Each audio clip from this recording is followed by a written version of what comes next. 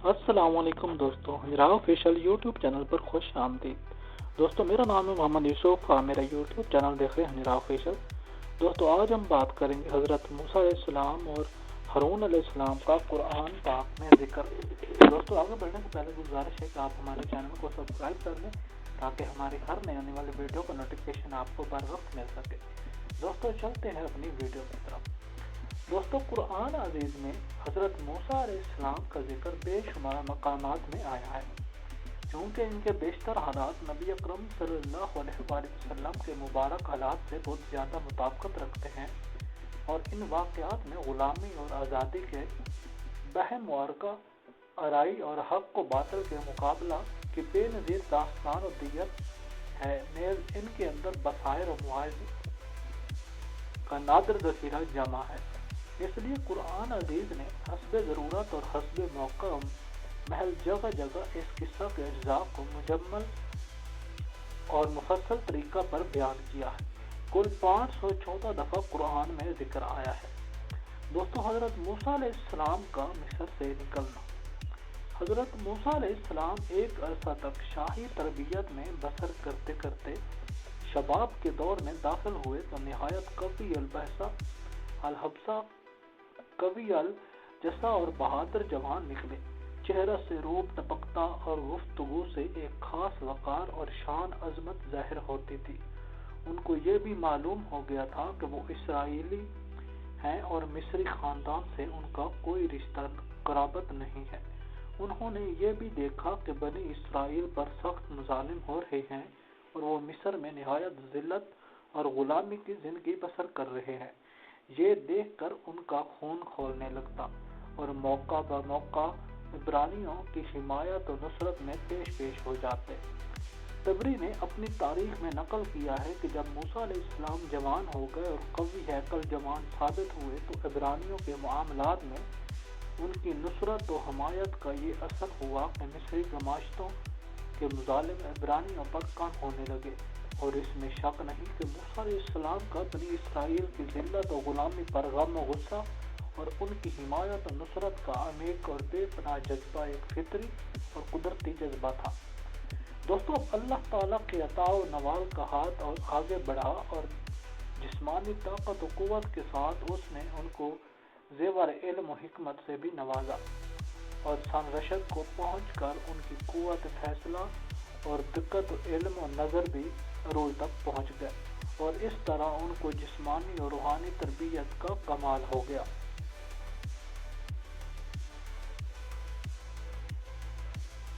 اور جب موسیٰ علیہ السلام پہنچا اپنے زور پر اور سنبھلا تو بخشا ہم نے اس کو قوت فیصلہ اور علم، اور اس طرح ہم نیکوکاروں کو بدلہ دیا کرتے ہیں۔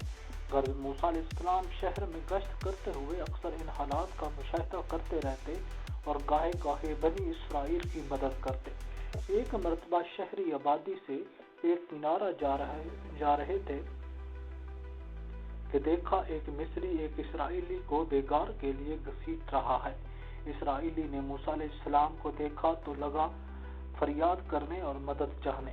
حضرت موسیٰ علیہ السلام کو مصری کی اس جابرانہ حرکت پر سخت غصہ آیا اور اس کو باز رکھنے کی کوشش کی، مگر مصری نہ مانا۔ موسیٰ علیہ السلام نے غصہ میں آ کر ایک تمانچہ رسید کر دیا۔ مصری ضرب کو برداشت نہ کر سکا اور اسی وقت مر گیا۔ حضرت موسیٰ علیہ السلام نے یہ دیکھا تو بہت افسوس کیا، کیونکہ ان کا ارادہ ہرگز اس کے قتل کا نہ تھا، اور ندامت و شرمندگی کے ساتھ دل میں کہنے لگے کہ بلا شبہ یہ کار شیطان ہی ہے، وہی انسان کو ایسی غلط راہ پر لگاتا ہے، اور خدا تعالیٰ کے درگاہ میں عرض کرنے لگے یہ جو کچھ ہوا نادانستگی میں ہوا، میں تجھ سے مغفرت کا خواستگار ہوں۔ خدا نے بھی ان کی غلطی کو معاف کر دیا اور مغفرت کی بشارت سے نوازا۔ ادھر شہر میں مصری کے قتل کی خبر شائع ہو گئی، مگر قاتل کا کچھ پتہ نہ چلا۔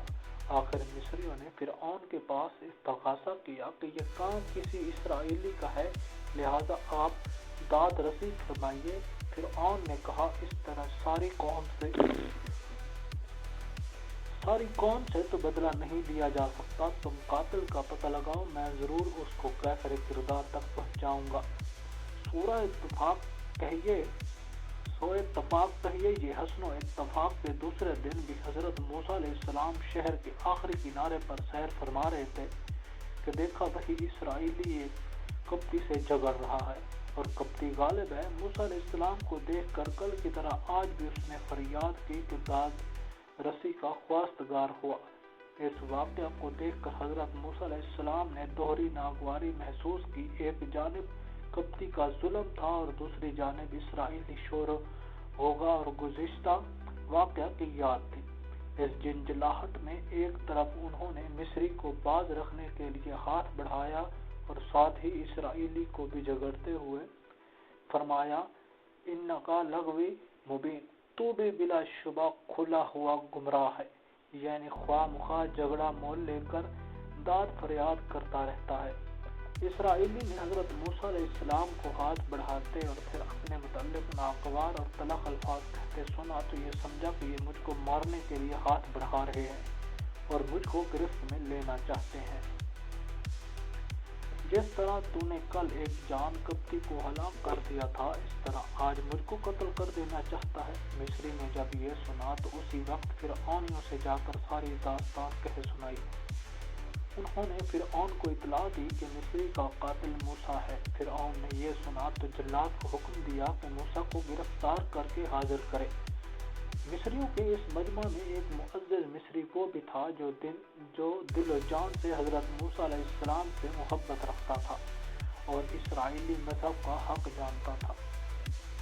یہ فرعون ہی کے خاندان کا فرد تھا اور دربار کا حاضر باش۔ اس نے فرعون کا یہ حکم سنا تو فرعونی جلادوں سے پہلے ہی دربار سے نکل کر دوڑتا ہوا حضرت موسیٰ علیہ السلام کی خدمت میں حاضر ہوا اور ان سے سارا قصہ بیان کیا اور ان کو مشورہ دیا کہ اس وقت مصلحت یہی ہے کہ خود کو مصریوں سے نجات دلائیے اور کسی ایسے مقام کی طرف ہجرت کر جائیے جہاں ان کی دسترس نہ ہو سکے۔ حضرت موسیٰ علیہ السلام نے اس کا مشورہ کو قبول فرما لیا اور ارض مدین کی جانب خاموش کے ساتھ روانہ ہو گئے۔ اس مقام پر یہ بات قابل غور ہے کہ قرآن عزیز نے اس شخص کے متعلق صرف اس قدر کہا وَجَاءَ رَجُلٌ مِّنْ أَقْصَى الْمَدِينَةِ يَسْعَىٰ، اور شہر کے آخری کنارہ سے ایک شخص دوڑتا ہوا آیا، مگر ہم نے اس کے اوصاف میں شریف اور معزز کا اضافہ کر دیا تو بقول نجار اس کی وجہ یہ ہے کہ قرآن حکیم نے اس آنے والے شخص کے متعلق دو صفات بیان کی ہیں۔ وہ شہر کے آخری کنارے سے آیا تھا اور عرب میں مشل مشہور کہ الاطراف سکنی اور اشراف شہر کے کنارے شرفا کے رہنے کی جگہ ہیں۔ اس نے آ کر حضرت موسیٰ علیہ السلام سے یہ کہا اِنَّ الْمَلَا یَأْتَمِرُونَ بِکَ لِیَقْتُلُوکَ، بے شک بڑی جماعت تیرے قتل کا مشورہ کر رہی ہے اور یہ ظاہر ہے کہ یہ علم اس شخص کو ہو سکتا ہے جو فرعون اور اس کے ارکان کے درمیان نمایاں حیثیت رکھتا ہو۔ اور آیا شہر کے اندر جس وقت بے خبر ہوئے تھے وہاں کے لوگ پھر پائے اس میں دو مرد لڑتے ہوئے، ایک اس کے رفیقوں میں اور یہ دوسرا کے دشمنوں میں۔ پھر فریاد کی کہ اس سے اس نے جو تھا اس کے رفیقوں اور اس کے مقابلہ میں جو تھا اس کے دشمنوں میں، پھر مکہ مارا اس کو موسیٰ نے، پھر اس کا قتل کر دیا۔ بولا یہ ہوا شیطان کے کام سے، بے شک وہ دشمن ہے بہکانے والا۔ شریف موسیٰ بولا اے میرے رب، میں نے برا کام کیا اپنا، سو بخش مجھ کو۔ پھر اس کو بخش دیا گیا، بے شک وہی ہے بخشنے والا مہربان۔ بولا اے رب، جیسا تو نے فضل کر دیا مجھ پر، پھر میں کبھی نہ ہوں گا مددگار گناہگاروں کا۔ پھر صبح کو اٹھا، اس شہر میں ڈرتا ہوا انتظار کرتا ہوا، پھر ناگہاں دیکھا جس نے کل مدد مانگی تھی وہ آج پھر فریاد کرتا ہے۔ اس سے کہا موسیٰ نے بے شک تو ہے راہ سری۔ پھر جب چاہا کہ ہاتھ ڈالے اس پر جو دشمن تھا، ان دونوں کا بول اٹھا فریاد کرنے والا اے موسیٰ، کیا تو چاہتا ہے کہ خون کرے میرا جیسے خون کر چکا ہے کل ایک جان کا؟ تیرا یہی جی چاہتا ہے کہ زبردستی کرتا پھرے ملک میں اور نہیں چاہتا کہ ہو صلح کرا دینے والا۔ اور آیا شہر کے پرلے سرے سے ایک مرد دوڑتا ہوا کہا اے موسیٰ، دربار والے مشورہ کرتے ہیں تیرے متعلق کہ تجھ کو مار ڈالیں۔ ہو نکل جا، میں تیرا بھلا چاہنے والا ہوں۔ پھر نکلا وہاں سے ڈرتا ہوا راہ دیکھتا، بولا اے رب بچا لے مجھ کو اس قوم بے انصاف سے۔ اور تو نے ایک شخص کو مار ڈالا، پھر ہم نے تجھ کو غم سے نجات دی اور جانچا تجھ کو معمولی جانچا۔ اس مقام پر قرآن عظیم اور تورات کے بیانات میں قدر اختلاف پایا جاتا ہے۔ قرآن حکیم میں دوسرے دن کے جھگڑا کرنے والوں میں سے ایک کو عبرانی بتایا ہے اور دوسرے کو مصری۔ فرعونی اور تورات دونوں کا عبرانی ہونا ظاہر کرتی ہے۔ تورات میں اس شخص کو کوئی ذکر نہیں ہے جس نے موسیٰ علیہ السلام کو فرعونیوں کا مشورہ کی اطلاع دی تھی، مگر ان دونوں باتوں کے متعلق بلا لحاظ جانبداری عقل اور فطرت سے جانب رہنمائی کرتے ہیں کہ قرآن عزیز کی تفصیلات صحیح ہیں اور اسی پر یقین رکھنا ضروری ہے، اس لیے کہ فرعون اور فرعونیوں کے نزدیک تو اسرائیلیوں کی جان کی کوئی وقت ہی نہیں تھی کہ موسیٰ علیہ السلام جیسے شاہی خاندان میں رہنے والے شخص کا مقابلہ میں قصاص سے طالب ہوتے۔ اور دوسری بات تورات کے بیان پر ایک فطری اضافہ ہے جو علم و یقین کے ساتھ کیا گیا۔ دوستو امید کرتا ہوں آپ کو ہماری ویڈیو اچھی لگی ہوگی۔ یہ تھی ہماری آج کی ویڈیو۔ دوستو ملتے ہیں ایک نئی ویڈیو کے ساتھ۔ اگر دوستو آپ کو ہماری ویڈیو اچھی لگی ہے تو ویڈیو کو کر دیں لائک اور چینل کو کر دیں سبسکرائب تاکہ ہماری ہر نئی آنے والی ویڈیو کا نوٹیفیکیشن آپ کو بر وقت مل سکے۔ دوستو ملتے ہیں ایک نئی ویڈیو کے ساتھ، تب تک اپنا بہت سارا خیال رکھیے گا۔ اللہ حافظ۔